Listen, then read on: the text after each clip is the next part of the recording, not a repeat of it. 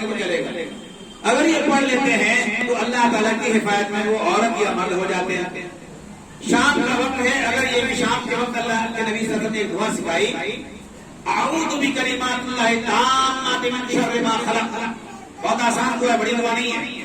اعوذ بکلمات اللہ التامات من شر ما خلق.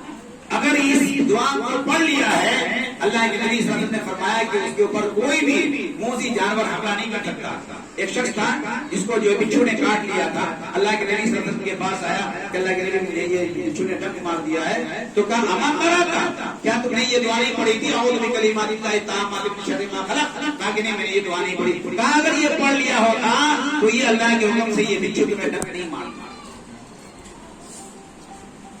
یہ ساری ایسی دعائیں ہیں جو تعویذ کہلاتی ہیں. معوذتین کیوں کہتے ہیں؟ معوذتین تعویذ, تعویذ کا معنی پناہ دینا ہوتا ہے. تو لہٰذا یہ کہ پناہ کی آیتیں موجود ہیں, لہٰذا آپ اس کو پڑھ لیں گے, آپ اللہ کی پناہ میں آ جائیں گے, آپ کے اوپر کوئی حملہ نہیں ہوگا. آپ اپنے بچوں کو صبح شام قل اللہ احد قل الفلق قل الناس پڑھ کر کے دم کر دیں, یہ ساری شکایتیں آپ کی دور ہو جائیں گی, نظر بد سے وہ بچ جائیں گی. یہ ساری چیزیں موجود ہیں. لیکن آج ہم یہ چاہتے ہیں, ہماری عورتوں کو ہم یہ دیکھتے ہیں کہ ہم اپنے بچوں کو, جو چھوٹا بچہ ہے, ان کو سنوارنے کے بعد اور ان کو سب کچھ کرنے کے بعد کیا کرتے ہیں, وہ یہاں پہ ٹیکا لگا دیتا ہے, تو یہاں پہ ٹیکا لگا دیتا ہے. ارے کالے ٹیکے سے تم نظر بد سے بچاؤ گے؟ یہ بتائیے کہ ہمارا عقیدہ کیسا ہے.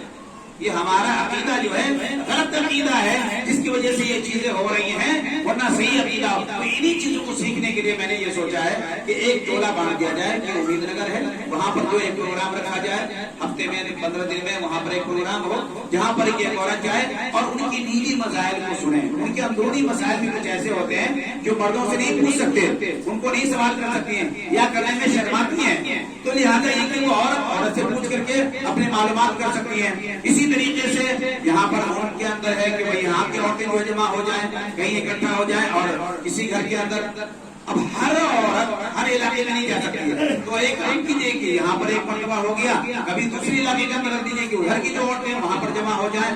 یعنی کہ تربیتی پروگرام ہونا چاہیے. اسی طریقے سے ہمارے بھنڈی بازار کے اندر ہے کہ وہاں پر جو ہے کچھ عورتیں جمع ہو جائیں اور وہاں پر جو ہے یہ دینی باتیں عورتوں کے اندر عورتیں کریں. یہ تو عام پروگرام تو ہوتا رہتا ہے اور اس کو سنتے رہتے ہیں, لیکن یہ جو چھوٹی چھوٹی باتیں ہیں, جب ہم یہاں پر موجود ہوں گے, وہاں پر اس کو سنیں گے, پوچھیں گے, اور یہ ہوگا کہ بھائی ہمیں یہ چیز سنانی ہے, تو ذرا یہ مسئلہ رہے گا ان کے سامنے کہ توجہ دیں گی اور یہ ان کے اوپر دھیان دیں گی. تو یہ چیزیں جو ہے یہ تربیتی پروگرام ہمارا عورتوں میں انشاءاللہ ہوگا. اور مشورہ جیسے میں نے ان سے کیا ہے کہ آپ اپنے جماعت کے اندر جو ہے کر لیجئے, اور یہ میٹنگ میں یہ فیصلہ ہو گیا ہے, انشاءاللہ یہ باتیں ہوتی رہیں گی. تو یہ عورتوں کی جو بہت سارے مسائل ہیں, اب اس میں سے بہت ہی میں جلدی ایک بات بتا دیتا ہوں کہ اللہ کے نبی صلی اللہ علیہ وسلم نے ایک حدیث بیان کیا. اللہ کے نبی صلی اللہ علیہ وسلم نے ایک بات بیان کی تھی, اور بڑی مطلب عجیب بات تھی کہ اللہ کے نبی صلی اللہ علیہ وسلم نے فرمایا کہ میں 2 جماعت کو ایسی جانتا ہوں جن کو میں نے دیکھا نہیں ہے. حضرت ابو ہریرہ رضی اللہ عنہ راوی ہے, فرماتے ہیں صنفان من اہل النار, 2 گروپ ایسے ہیں جو جہنمی ہیں. لم اراہما, میں نے ان کو دیکھا نہیں, میں نے ان کو دیکھا نہیں ہے کہ وہ لوگ کیسے ہوں گے, کیا ہوں گے, لیکن ہاں 2 جماعت ہوگی جو جہنمی ہوں گی. کون؟ قوم, اللہ کے نبی نے فرمایا ایک قوم ایسی ہوگی معہم سیاط کاذناب البقر, کہا کہ ایسے لیڈر ہوں گے, ایسے لوگ ہوں گے جن کے ہاتھ میں ڈنڈا ہوگا, اور جیسے کہ گھوڑے کی دم ہو, اور اسے لے کر کے بے گناہ لوگوں کو ماریں گے, پیٹیں گے. ایسے لوگ جہنمی ہوں گے, ایسے لوگ جہنمی یضربون بها الناس, اسے لوگوں کو ماریں گے. ونساء کاسیات, یہ ایک گروپ تو یہ ہو گیا.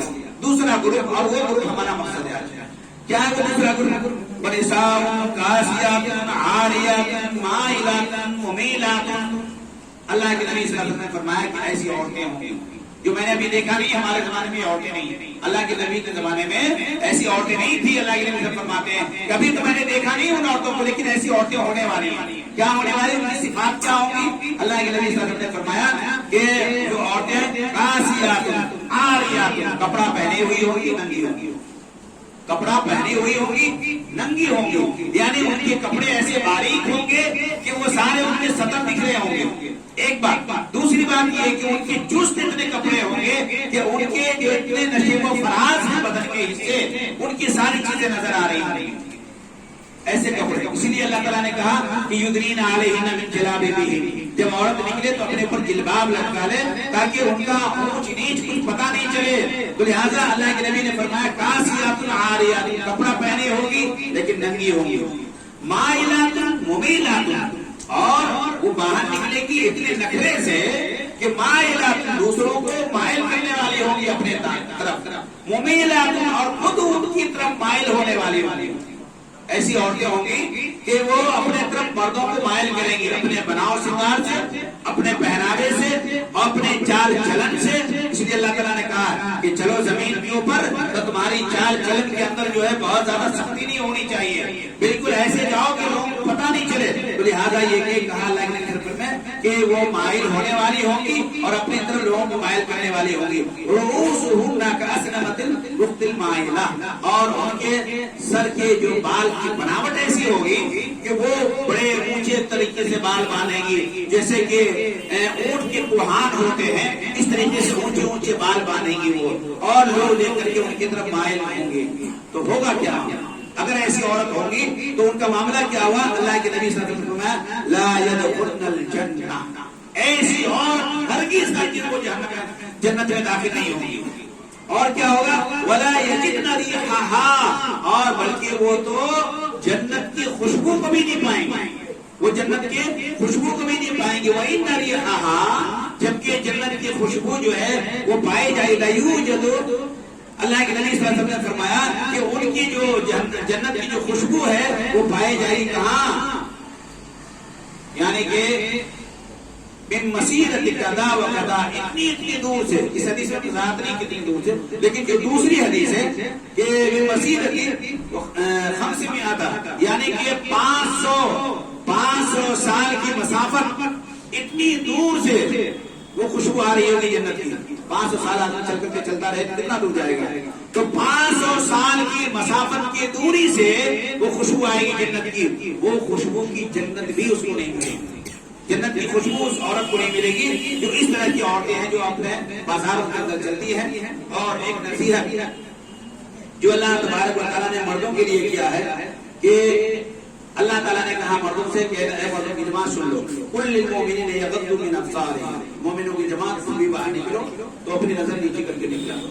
یہ اپنے آوارہ اپنے نظروں کو نہیں چھوڑو کہ ادھر ادھر گلے کے اوپر نیچے، اور آپ جو ہے آپ کی نظر کسی اور کو ٹٹولتی پھریں، یہ آپ کی نظر ایسی آوارہ نہیں ہونی چاہیے.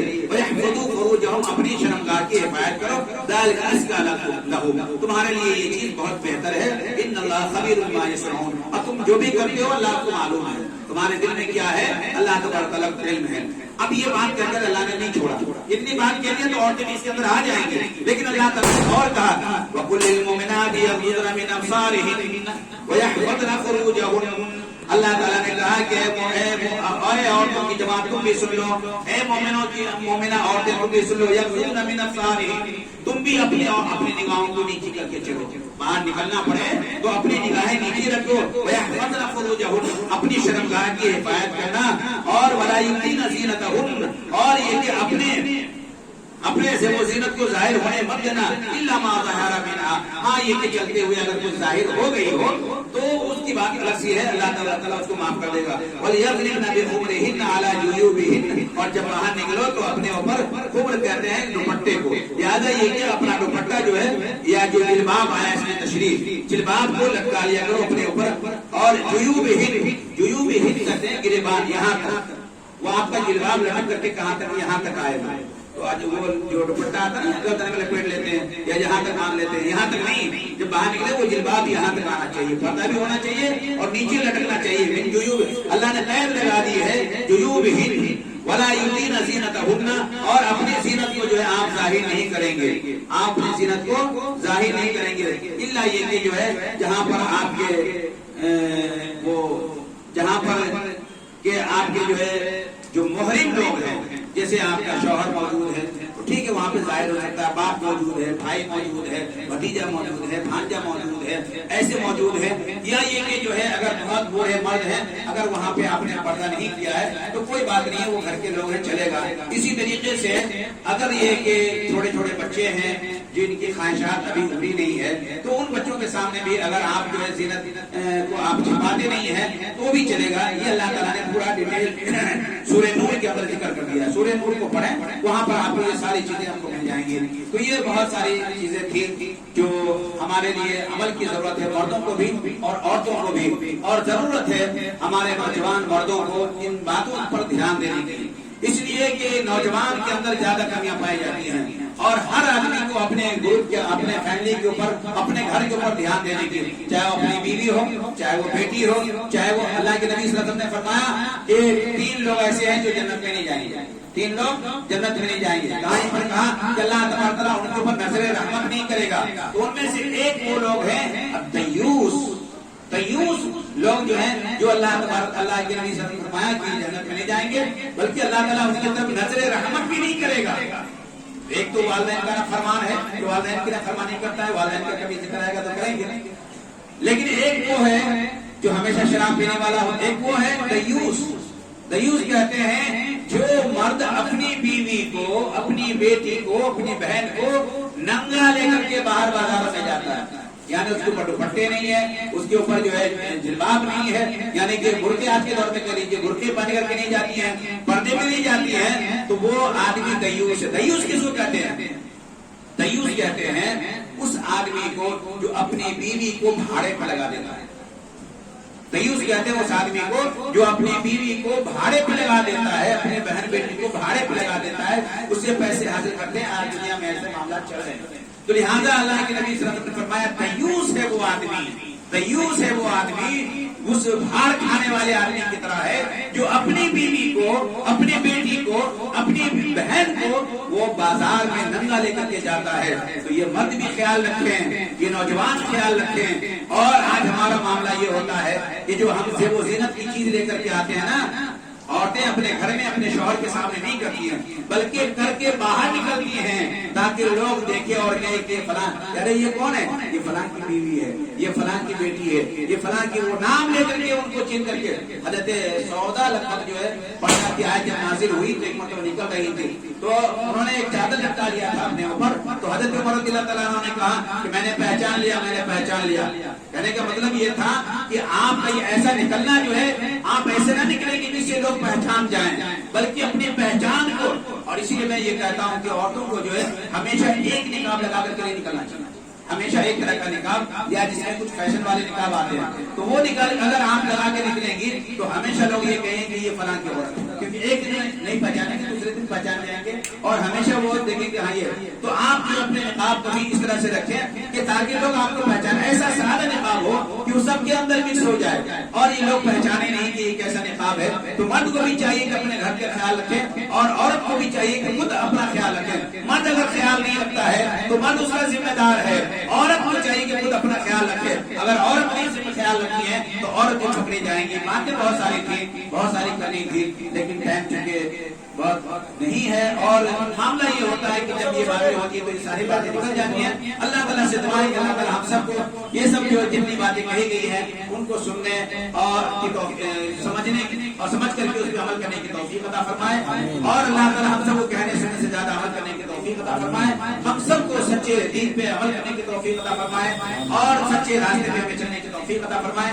دین محمد صلی اللہ علیہ وسلم کو اپنے دل و جان سے اس کے اوپر عمل کرنے کی توفیق عطا فرمائے اور یہ دین حنیف جو اللہ تعالیٰ کا دین ہے اس کے اوپر ہمیں چلنے کی توفیق عطا فرمائے. جو ہمارے سامنے مشکلات ہیں اللہ تعالیٰ اپنے فضل و کرم سے ان مشکلات کو دور کر دے. العالمین ہمارے سامنے جو بیمار ہیں, پریشان حال ہے, العالمین ان کی پریشانی کو دور فرما, انہیں شفائی کلی عطا فرما, اور جو لوگ دنیا سے چلے گئے العالمین ان کے گناہوں کو معاف کر دے. العالمین جب تک ہمیں دنیا میں رکھ تو ہمیں اسلام کے اوپر صحیح طریقے سے عمل کرنے والا بنا کے رکھ, جو ہمارا خاتمہ ہو ایمان پر خاتمہ ہو.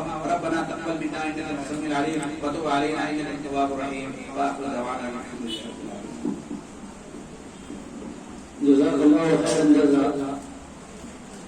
আমাদের শেখ আব্দুল্লাহ সালাফি সাহেব জি কথাটা বললেন সব সহি হাদিস কোরআন বলে, আর আমি कि हमारे जिम्मेदारान थे रोजाना अल्हम्दुलिल्लाह 3 दिन प्रोग्राम होती আছে খুসুসান আমাদের মা খালার জন্য প্রোগ্রাম হয়ে গেছে যারা শুনলেন শোনার পর আমল করবেন আর খুসুসান আমার মা বোনকে বলি कि আপনারা নামাজকে কায়েম করেন কারণ আমাদের কাছে বেতনা শহরে কোন ঘরে নামাজ হয় না মা খালার মধ্যে এজন্য আমি অনুরোধ করব মা বোনকে कि আপনারা আমাদের বই আমাদের মা আপনারা নামাজ ছাড়েন না যেরকম আপনারা জিকির করেন মা খাদিজা মা আয়েশা হনে সুমাইয়া রাদিয়াল্লাহু তাআলা মানে ফাতেমা রাদিয়াল্লাহু তাআলা এর মতন হওয়ার কোশিশ করেন আর নিজেরও দাওয়াতের তাবলীগ এখানে আপনারা জুড়ে যান আজ হলে ইনশাআল্লাহ হর হাতে হর জায়গাতে ইনশাআল্লাহ আপনাদের প্রোগ্রাম হবে আপনারা নামাজ পড়বেন না নামাজ পড়বেন এরা আপনাদের সবার কাছে আমরা রেজাল্ট দেব এজন্য আমার মা বোনকে বলি कि আপনারা বাকায়দা আজই হলে জামাতে নামাজ কায়েম করবেন আর নামাজ পড়বেন আজ হলে নামাজ ছাড়বেন না আমাদের এখন বুলবুল হিন্দুস্তান জনাব